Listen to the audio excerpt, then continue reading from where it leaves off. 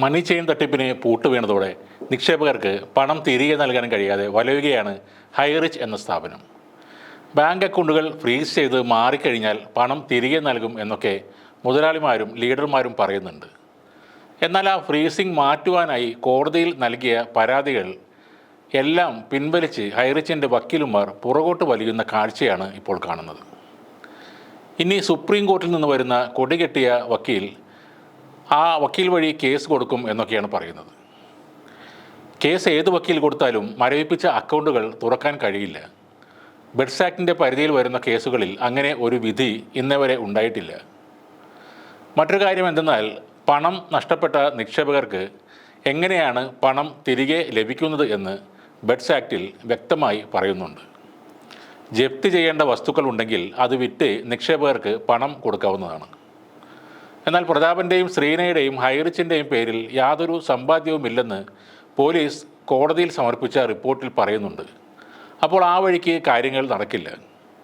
പിന്നെ ബെഡ്സ് ആക്ടിൽ പറയുന്ന മറ്റൊരു കാര്യം ഈ സ്ഥാപനത്തിൻ്റെ ഡയറക്ടർമാർ, പ്രൊമോട്ടർമാർ, മാനേജർമാർ, അംഗങ്ങൾ എന്നിവരുടെ എല്ലാം വസ്തുവകകൾ ഇപ്രകാരം ജപ്തി ചെയ്തെടുക്കാം എന്നാണ്. പ്രത്യേക കോടതിയാണ് ഇക്കാര്യം തീരുമാനിക്കുന്നത്.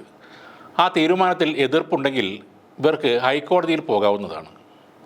ഇങ്ങനെയാണ് കാര്യങ്ങളുടെ കിടപ്പ്. പരാതി ഇല്ലാത്തവരെ തേടിപ്പിടിച്ച് ആരും നിങ്ങളുടെ പൈസ വീട്ടിൽ കൊണ്ടുവന്ന് തരില്ല. വളരെ പ്രധാനമായ മറ്റൊരു കാര്യം ED ഈ കേസിലേക്ക് എത്തുന്നു എന്നതാണ്. കേരളം കണ്ട ഏറ്റവും വലിയ മണി ചെയിൻ തട്ടിപ്പിനെ കുറിച്ച് അന്വേഷിക്കാൻ EDക്ക് ഒട്ടേറെ പരാതികൾ പോയിട്ടുണ്ട്. ഞങ്ങളുടെ പണം പോയെങ്കിൽ ഞങ്ങൾക്ക് പരാതിയില്ല, നിങ്ങൾക്ക് എന്താണ് പ്രശ്നം എന്ന് എപ്പോഴും ചോദിക്കുന്ന മണ്ടന്മാർ അറിയാത്ത പല കാര്യങ്ങളുമുണ്ട്. കുറേ പേർ ചേർന്ന് യാതൊരു കണക്കുമില്ലാതെ കുറേ അധികം പൈസ വീതം വെച്ചെടുക്കുന്നത് രാജ്യത്തിൻ്റെ സാമ്പത്തിക നയത്തിനും വ്യവസ്ഥയ്ക്കും എതിരാണ്. അന്വേഷണവുമായി ED എത്തുന്നതോടെ കമ്പനിയുടെ സാമ്പത്തിക സ്രോതസ്സിൻ്റെ അടിവേരുകൾ വരെ അവർ മാന്തി പുറത്തെടുക്കും.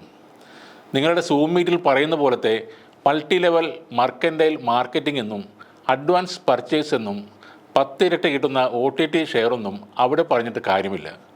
ഉപ്പ് തിന്നവൻ വെള്ളം കുടിക്കും എന്ന് പറയുന്നത് പോലെ കുറേ പേരെ ഇല്ലാത്ത വാഗ്ദാനം നൽകി അവരുടെ പൈസ തട്ടിയെടുത്തവർ ഉള്ളിൽ കിടക്കും. കേരളത്തിൽ അത്രക്ക് വലിയ സ്രാവുകളെ ഇന്നേവരെ കിട്ടാത്തതിൻ്റെ ക്ഷീണം ഈ വരവോടെ എൻഫോഴ്സ്മെൻറ്റ് ഡിപ്പാർട്ട്മെൻറ്റ് തീർക്കാനാണ് സാധ്യത. അക്കാര്യത്തിലും ഹൈറിച്ചിന് അഭിമാനിക്കാം. ഇതൊക്കെ കേട്ട് നിങ്ങൾ വിഷമിക്കേണ്ട കാര്യമൊന്നുമില്ല. നല്ല പോസിറ്റീവ് തള്ളുകളുമായി ദിവസവും 4 നേരം വീതം ലീഡർമാർ നടത്തുന്ന സൂം മീറ്റിങ്ങുകളിൽ പങ്കെടുക്കുക. അതൊക്കെ വെള്ളം തൊടാതെ വിഴുങ്ങി കൈയടിക്കുക. വീണ്ടും നമുക്ക് ഹൈറിച്ചിന് ജയ് വിളിക്കാം. OTT പ്ലാറ്റ്ഫോമിൽ വരാൻ പോകുന്ന സണ്ണി ലിയോൺ ഭീമൻ രഘു സീരീസിനായി കാത്തിരിക്കാം.